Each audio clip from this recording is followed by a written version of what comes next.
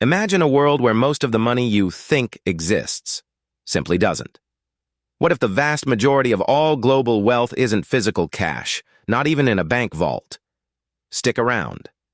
By the end, you'll discover the mind-blowing truth about where money really exists. Our journey into the mind-bending world of money starts with a stark reminder of its fragility. Imagine needing a wheelbarrow just to carry enough cash for groceries. In 2008, Zimbabwe experienced hyperinflation so extreme, the government issued a $100 trillion banknote. That's a 1 followed by 14 zeros. Yet, this astronomical sum was barely enough to buy a bus ticket. Prices doubled every 24 hours. People literally had to spend their wages the moment they received them, or the money would be worthless by morning. It's a chilling example of how quickly trust in a currency can evaporate. But that's nothing compared to the madness that gripped an entire nation over 300 years ago. In the 17th century, the Netherlands was swept by tulip mania, often cited as the world's first recorded economic bubble. Tulips, newly introduced from Turkey, became a status symbol.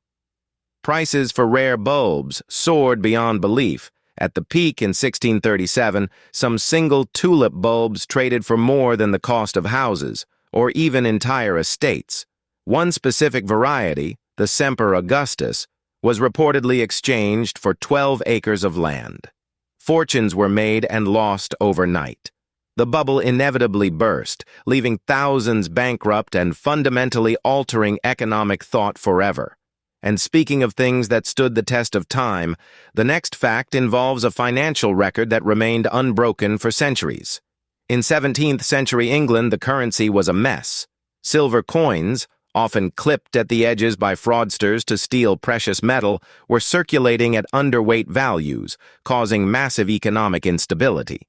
To fix this, in 1696, England undertook the Great Recoinage. Every single coin in the realm had to be melted down and reminted with milled edges to prevent clipping. This monumental task, overseen by figures like Isaac Newton at the Royal Mint, temporarily crippled trade but restored confidence in the pound. It was a logistical marvel, a record-breaking effort in currency reform that stood for centuries. From a nation's currency to a single coin, some pieces of metal hold unbelievable value. Imagine a coin so rare and valuable it became the most expensive coin ever sold at auction. The 1933 Double Eagle, a U.S. $20 gold coin, was never officially released into circulation. Despite being minted, President Roosevelt recalled all gold coins during the Great Depression. Only a handful escaped, becoming legendary. In 2021, one of these elusive coins fetched an astonishing $18.9 million at Sotheby's, New York. It's a tangible piece of history, a relic of a pivotal moment in American economics, and a testament to scarcity driving extreme value. But not all money is made of metal or paper. Some currencies are literally carved from stone. Journey to the remote island of Yap in Micronesia, where for centuries the currency wasn't gold or silver, but massive stone discs called rai. These weren't small coins you carried in your pocket. Some were up to 12 feet in diameter and weighed several tons, too heavy to move. Their value wasn't in their portability, but their history. How many people died acquiring them? How far they traveled? Ownership simply transferred with oral agreement. A stone at the bottom of the ocean, lost in transit, could still be owned and traded. A truly unique economic system. That's certainly a different way to think about money. But what about the money we use every day? Have you ever wondered what it actually costs to make? It might surprise you to learn that printing money isn't free. In the U.S., a typical dollar bill, regardless of its denomination, costs around 10 to 15 cents to produce. This covers everything from the special cotton linen paper and unique inks to the complex printing process and security features. Over in the UK, a new polymer $50 note costs the Bank of England about 20 pence to print. While these costs seem small individually, when you're printing billions of notes and minting billions of coins each year, the total bill for just making money adds up to a staggering amount. From the cost of physical cash, let's pivot to something entirely virtual, with a very different kind of scarcity built in. Unlike traditional currencies, which governments can print more of, Bitcoin has a hard, immutable cap on its supply. Only 21 million Bitcoins will ever exist. This scarcity is programmed into its very code, a core principle that differentiates it from fiat money. Once all 21 million Bitcoins are mined, no more will be created. This fixed limit is designed to prevent inflation and maintain its value over time, creating a digital asset that many believe mirrors the scarcity of precious metals like gold. It's a revolutionary concept in digital economics. Bitcoin is a modern marvel, but the world of finance has roots stretching back centuries. In fact, one institution has been around for nearly 1,000 years. While banking as a concept is ancient, the world's oldest surviving bank is Monte dei Paschi di Siena, founded in Siena, Italy in 1472. That's over 550 years of continuous operation.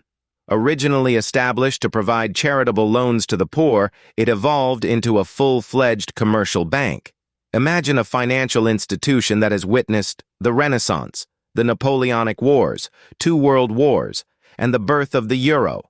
It's a testament to enduring financial structures, showing how some institutions can adapt and persist through centuries of economic, political, and social upheaval. An incredible legacy. But let's zoom out from individual institutions to the global picture. If you added up all the money in the world, where would it actually be? When we talk about the money supply, it's not just the notes and coins in your pocket or the balance in your bank account. A huge portion of global wealth exists in complex financial instruments, stocks, bonds, derivatives. Much of the world's physical currency, surprisingly, isn't even in active circulation. It's held in bank vaults, government reserves, or even overseas. For instance, a significant amount of US dollars are held outside the United States. The true distribution is a complex web, far beyond what most people imagine. And when you start counting all that money, you quickly run into numbers that are almost impossible to comprehend. If you ever visit New York City's Times Square, you might spot the national debt clock ticking away at an alarming rate. But there's a lesser-known, far more staggering figure, the global debt clock. This tracker attempts to quantify the total debt owed by governments, corporations, and individuals worldwide. The numbers are astronomical, often exceeding hundreds of trillions of dollars, fluctuating constantly. It's a stark visual representation of the interconnectedness of global economies and the sheer scale of modern finance, a number that grows faster than any human can count. That's a lot of zeros. But where did some of our most common financial terms even come from? The word dollar might sound uniquely American, but its origins are actually European, stretching back to 16th century Bohemia, now part of the Czech Republic. Large silver coins minted there were called Joachimsthaler, named after the Joachimsthal Valley where the silver was mined. This was soon shortened to thaler. As these coins spread across Europe, the name evolved dalder in Dutch, dollar in Scandinavian languages, and eventually dollar in English. It's a fascinating linguistic journey, revealing how a European silver mine indirectly gave its name to the world's most dominant currency. We've seen how money is made, traded, and even named, but now it's time to pay off that promise from the start of the video. Prepare to have your mind truly blown, because the amount of physical money in the world is far, far less than you think. Here's the mind-blowing truth. Only a tiny fraction of the world's money actually exists as physical cash. Estimates vary, but generally less than 10%, and some say as low as 5%, of all money in the global economy is in the form of notes and coins. The vast majority of wealth is digital, numbers on a computer screen, electronic balances in bank accounts, investments, and other financial assets. When you use a credit card or make an online transfer, you're moving these digital numbers. It's a powerful reminder that our financial world is largely an abstract, virtual construct. Follow Infinite's Facts for more.